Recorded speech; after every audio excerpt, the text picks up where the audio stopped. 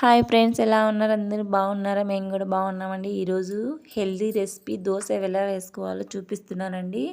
ముందుగా అయితే ఒక గ్లాస్ పచ్చెనగపప్పు, ఒక గ్లాస్ పెసరపప్పు, ఒక గ్లాస్ బొబ్బర్లు, ఒక గ్లాస్ ఉలవ, ఒక గ్లాస్ పొట్టు మినప్పప్పు, ఒక గ్లాస్ రాగులు, ఒక గ్లాస్ కొర్రలు, ఒక గ్లాస్ రైస్ మాత్రమే తీసుకున్నానండి. ఒక గ్లాస్ కందులు. నేను అన్ని టీ గ్లాస్తోనే తీసుకున్నానండి. మీరు దేని తీసుకోవచ్చు. మనం రోజు వాడే దోశల్లోకి రైస్ ఎక్కువ తీసుకొని పప్పులు తక్కువ తీసుకుంటాం కదండి. వీటిలో పప్పులన్నీ ఎక్కువ, రైస్ తక్కువ అండి.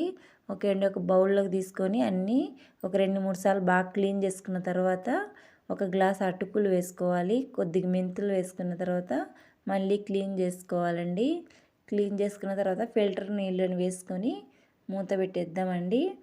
ఇవి మ్యాక్సిమం 8 అవర్ అనేది పప్పులు నానాలండి.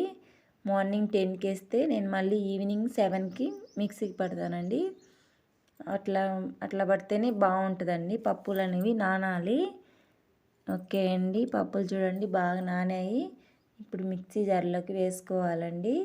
ఇవి చాలా టేస్టీగా ఉంటాయండి దోశలు. చాలా హెల్తీగా కూడా తింటే. మనం రోజు తినే దోశలు 4-5 తిన్నా ఒకటి, ఇది 1-2 తింటే కడుపు నిండిపోద్దండి. చాలా టేస్టీగా కూడా ఉంటాయి. చూడండి, ఒకసారి ట్రై చేయండి మీరు కూడా.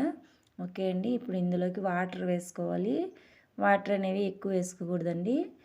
పిండి పలచంగా ఉంటే మళ్ళీ దోశలు రావు. పిండి అనేది బాగా చిక్కగానే ఉండాలి.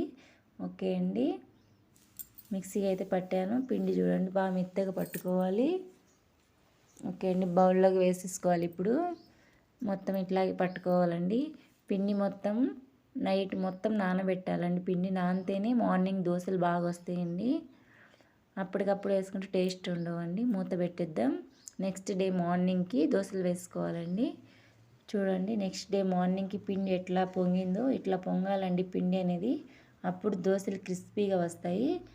మనకి ఎంత క్వాంటిటీ కావాలో వేరే బౌల్లోకి కలుపుకోవాలండి. కొద్దిగా ఉప్పు వేసుకొని కలుపుకోవాలి. ఓకే అండి, స్టవ్ అయితే ఆన్ చేసి పెనం పెట్టాను. ఆనియన్ని జస్ట్ లైట్గా అట్లా ప్రెస్ చేస్తున్నానండి. ఓకే అండి, దోశ అయితే వేసేసుకుందాం. ఇప్పుడు దోశ వేసుకున్న తర్వాత లైట్గా ఆయిల్ వేసుకోవాలండి దానిపైన. ఓకే అండి, ఆయిల్ వేసుకున్న తర్వాత వన్ సైడ్ అయితే బాగా ఎర్రగా వేగిపోయిందండి. రెండో సైడ్కి కూడా తిరగదిప్పి వేసుకోవాలి. ఓకే అండి, చాలా టేస్టీగా ఉంటుందండి ఈ దోశ కూడా. చూడండి, ఒకసారి తప్పకుండా ట్రై చేయండి. నచ్చినట్టయితే లైక్ చేయడం మర్చిపోవకండి. మా ఛానల్ని సబ్స్క్రైబ్ చేసుకోండి. ఓకే అండి, దోశ అయితే రెడీ అయిపోయింది. ఓకే, అన్నీ ఇలాగే వేసుకోవాలండి. దోశ కూడా బాగా క్రిస్పీగా మెత్తగా ఉంటుంది చూడండి.